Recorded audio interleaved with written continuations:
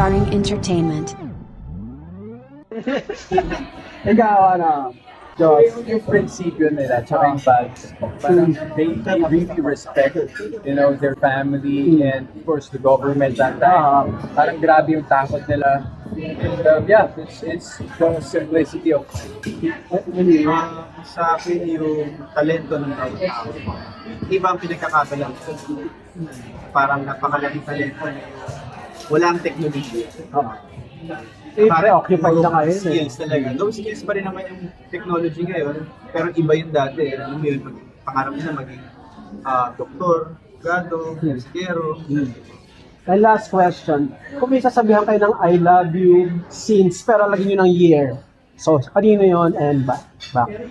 I love you since, tapos may year, and back. I'm sure meron. I love you since. I love you since 1980 to my mom. Na pinanganak ako. Yeah. Gonna say the same Diba? thing. You know, gonna say the same thing. Ano, mention mo na kayo na si Mami I kanina. love you since 1999. Ako yan. Ulang mo kapatid ko, tsaka sa mga kasi namin doon. Since birth. Since birth yun, hindi ko man alam pa kung ano yung panahon. Sigurado, totoo yun. Very well. Invite na lang, guys. Hello everyone! Iniimbitahan po namin kayo manood na I love you since 1892. Malapit na malapit yan sa Vivo. Thank you. Thank you po. Pakuha lang another project. Masya lang po sa akin. Napakaswerte ng dalawang kalangin. dalawang guwap. Dalawang gwapo. So ano masasabi mo na another big break for you ito? Ibang story. Siyempre dahil kasama ko po sila, sobrang malaking pressure kasi magagaling na yung mga actor na kasama ko. And so ngayon, ang gusto ko lang po mag-focus sa ginagampanan ng mga roles. And galingan lang po. 100%. Ano lang masasabi na parang hindi pa man nagsisimula, parang iniintriga ng love team yung dalawang ni Jerome na nasa nila sabing, di ba? Parang you're nasa mood, ano pa. Hindi naman natin i-close yun. Minahal naman din yung characters bilang Juanito at Carmelita or Carmela. Kung kami magkaroon kami ni Leandro,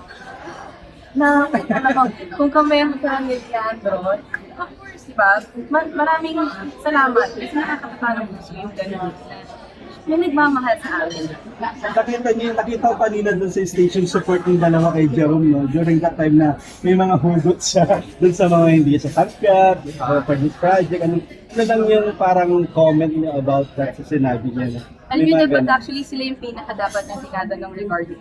Sila yung nagbibigay sa kanya ng advices. Dahil ako muna kahapon, kanina lang din, nakaroon ako ng medyo kaba. Kaya din sila yung parang naging sports sa ano yung Ikaw, At the end of the day, tao tayo. So, masabihan tayo ng masakit, malamang, maramdaman natin na, diba? Kahit ikaw naman, kasi you're not a good in what you do, masasasang ka rin.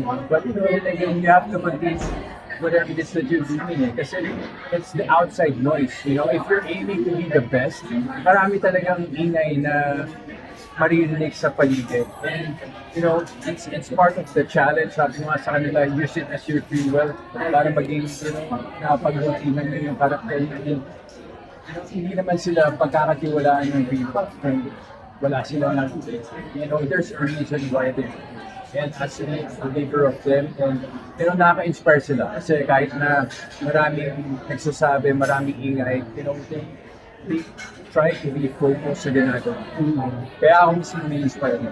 si Jerome, na may hugot kanina during that time. Di ba? Yun lang yung Pero na-offend ka, di ba? Di sa mga sinasabi ng iba minsan. Gano'n, yung ibang bagay. Yun na yung gusto nakakasal, hindi na ako na-offend. Manhit siya. But syempre, nakabasa ko yung mga yun, tinitake ko na lang siya as, okay, sentimento nila yun.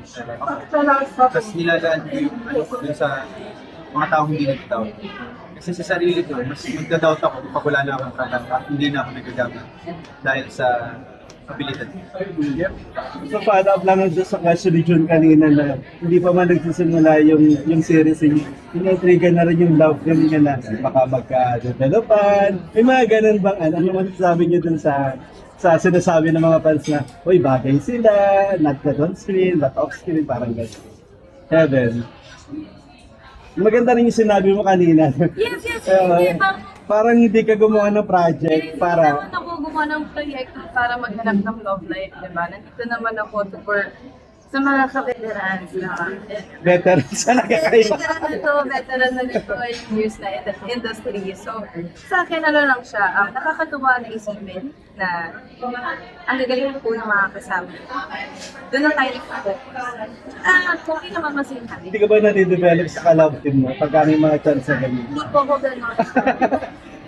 Si Jerome naman, ikaw, hindi pa man naiintigan na sana bagay kayo, may ganyan.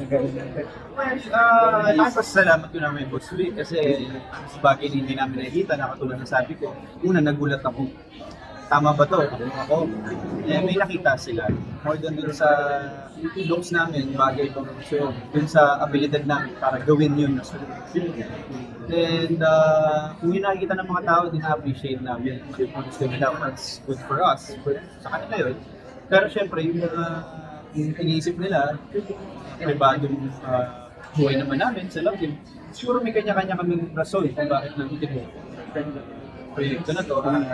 Katulad nga sabi ni Evan, hindi naman kami mapasok sa trabaho para love team. Ay, nakanta. Nandito tayo para magbigay buhay dun sa storya, dito tayo para gampanan yung trabaho, at nandito tayo para pasayahin yung kamano. Last na lang, hindi namin napanood o nabasa to, pero may mga abangan din ba mga, I don't know, makaluma may mga intimate scene din ba na abangan? May mga kissing scene ba? Ganyan. Ito yan, kailangan nilang abangan. Kailangan nilang abangan yung mga, actually hindi nga babawas kasi wala namang binawas sa lito. Hindi nga. May iba. May dagdag. Magpapa-topless ba si Joseph Marco dito din? So, Kaya please, naghahanda na eh. talaga. Please invite them to watch. Hello everyone, iimbitahan po namin kayo manood na. Love since 89. Malapit na po yan this September 6. Union. Thank you. Picture na.